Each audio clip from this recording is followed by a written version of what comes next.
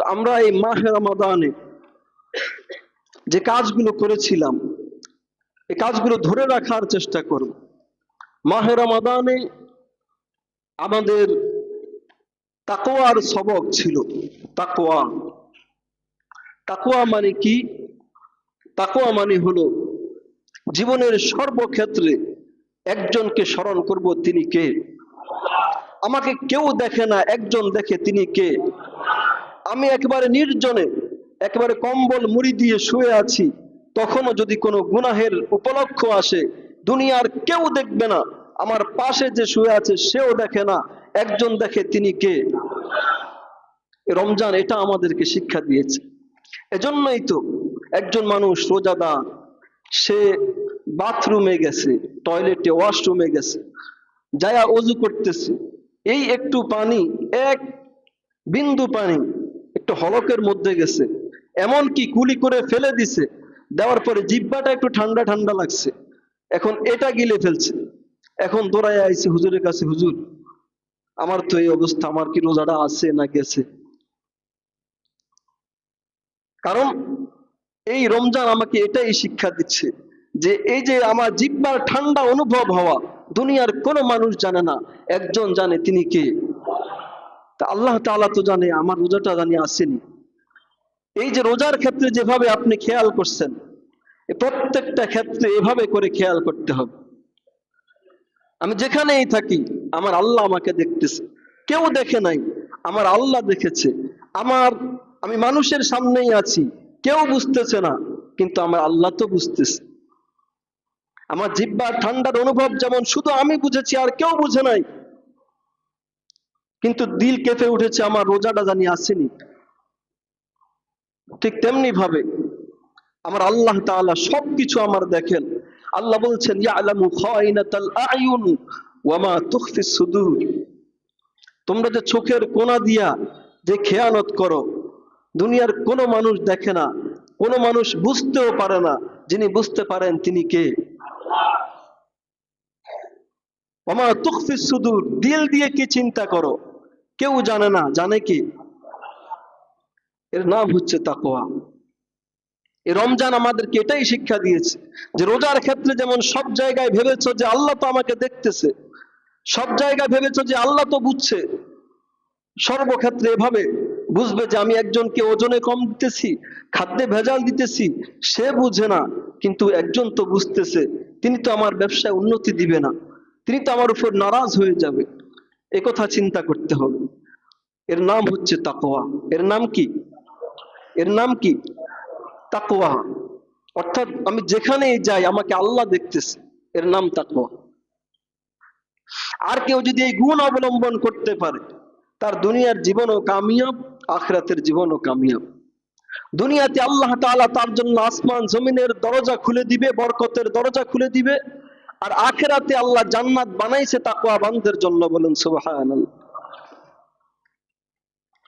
আর আল্লাহ তাআলার কাছে সেই বেশি দামি।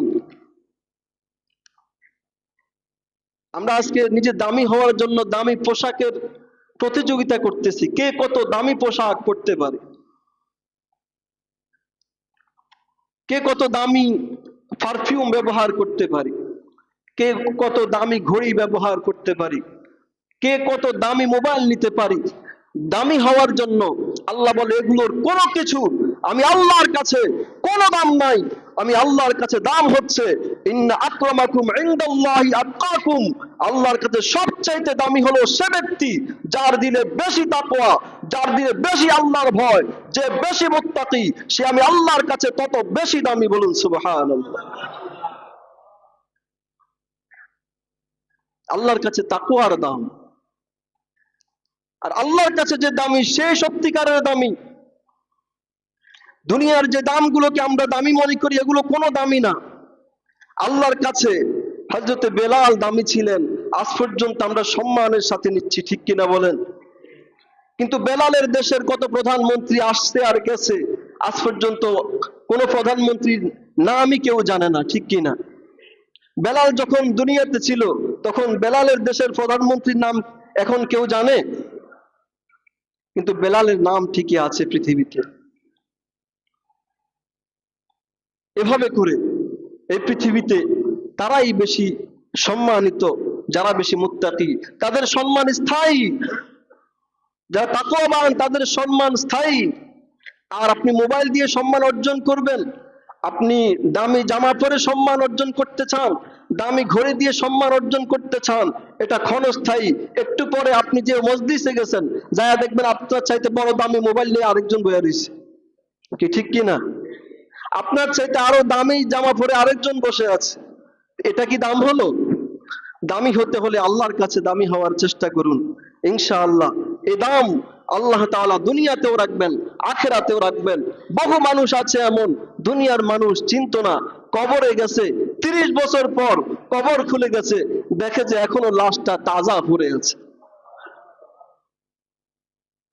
এটা হচ্ছে সম্মান, এটা হচ্ছে প্রকৃত সম্মান। আর যেগুলো আমরা দামি হওয়ার জন্য মানে চেষ্টা করতেছি, অর্জন করার চেষ্টা করতেছি, এগুলো প্রকৃত সম্মান না। এখন আছে তখন নাই, আবার দেখবেন যে মুহূর্তেই নাই। এই জন্য তাকওয়ার নীতি অবলম্বন করি। সব জায়গায় মনে রাখি যে আমার আল্লাহ আছে, আমার আল্লাহ দেখতেছে, আমার আল্লাহ বুঝতেছে, এ কথা মনে রাখি, এর নাম তাকওয়া। আমরা রমজানে কি করেছিলাম? আত্মসংযম করেছিলাম, যে নিজেকে নিয়ন্ত্রণ করেছিলাম।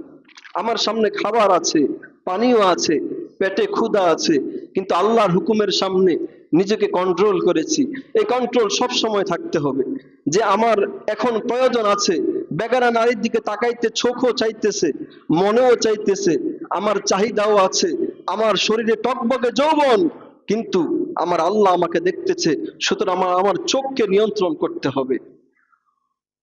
আমার সামনে টাকা আছে, আমি যদি চুরি করি বা আমি আত্মসাৎ করি, করতে পারি, কিন্তু যে যার কাছ থেকে নিব, আমার কোম্পানি, সেও বুঝবে না, আমার রাষ্ট্র সেও বুঝবে না, আমার পাশে যে আসে সেও জানবে না, কিন্তু আমার আল্লাহ দেখতেছে। সুতরাং নিয়ন্ত্রণ করতে হবে। এই রমজানে আমরা নিয়ন্ত্রণ করাকে শিখেছি। খাবার আছে সামনে, খাই নাই। পানিও আছে সামনে, দামি দামি পানিও ফ্রিজে আছে, কিন্তু খাই নাই। স্ত্রী আছে কাছে, ভোগ করি নাই। এই যে একটা নিয়ন্ত্রণ, এই নিয়ন্ত্রণ সারা বছর আমাদেরকে করে যেতে হবে। আমরা ধৈর্য ধারণ করেছিলাম, যে ধৈর্যের মধ্যে ছিলাম, যে আমার এখন খুব রাগ উঠছে, কিন্তু রোজার কারণে আমি নিজেকে সংবরণ করেছি, ধৈর্য ধারণ করেছি। এই রাগের কারণে নিজেকে যে ধৈর্য ধারণ করলাম, নিজেকে সংবরণ করলাম, রাগ হওয়ার পরেও, এটা শুধু রমজানে না, সব সময় করার চেষ্টা করতে হবে। যে আমার রাগ হবে, কিন্তু আল্লাহর জন্য নিজেকে সংবরণ করলাম।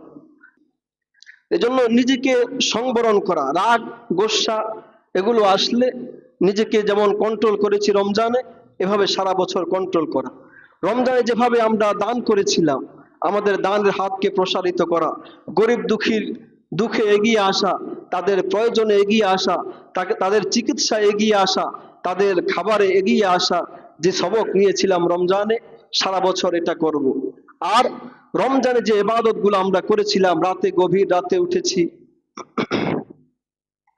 উঠে 2 রাকাত 4 রাকাত নামাজ পড়ার চেষ্টা করেছি, আমরা সারা বছর এটা ধরে রাখার চেষ্টা করব। রমজানে তেলাওয়াতে কালাম করেছি, সারা বছর কিছু কিছু পড়ব। রমজানে প্রতিদিন 1 পারা পড়ছি, সারা বছর 1 পৃষ্ঠা পড়ি, প্রতিদিন 1 পৃষ্ঠা পড়ি, 1 পৃষ্ঠা না 1 লাইন পড়ি। কোরআন শরীফের সাথে একটা সম্পর্ক রাখি, কোরআনের সাথে একটা সম্পর্ক থাকা সারাটা বছর, যে কোরআনের সাথে আমার জীবন মিলে থাকবে। আমি পড়তে পারি না, প্রতিদিন কোরআন শরীফটাকে একটু বুকে নিব, একটু চুমো খাইব, একটু খুলে দেখব, এটাতেও সওয়াব আছে। কোরআনের সাথে একটা সম্পর্ক রাখা, আপনি পড়ে পারেন আর চুমো খাইয়ে পারেন, আর যেভাবে পারেন কোরআন ওয়ালাদের সাথে সম্পর্ক রাখা, কোরআনের মাদ্রাসার সাথে সম্পর্ক রাখা। এই রমজানের এই কাজগুলো, তাকওয়া, আত্মসংযম, অর্থাৎ নিজেকে কন্ট্রোল করা, ধৈর্য ধারণ করা, দানশীলতা, তারপরে আমরা কিছু বেশি ইবাদত করার চেষ্টা করেছি, সেগুলো আমরা সারা বছর করার চেষ্টা করব। বিশেষ করে রোজা, আমরা নফল রোজাগুলো রাখার চেষ্টা করব। রমজানে যেভাবে রেখেছি ফরজ, এভাবে সারা বছর সপ্তাহে 2 দিন, সোমবার বৃহস্পতিবার রোজা রাখা যায়। আইয়ামে বীজুর রোজা, আরবি মাসের 13, 14, 15 তারিখের রোজা, এগুলো নফল রোজাগুলো আমরা রাখার চেষ্টা করব। এভাবে করে রমজানের শিক্ষাগুলো আমরা সারা বছর ধরে রাখার চেষ্টা করব।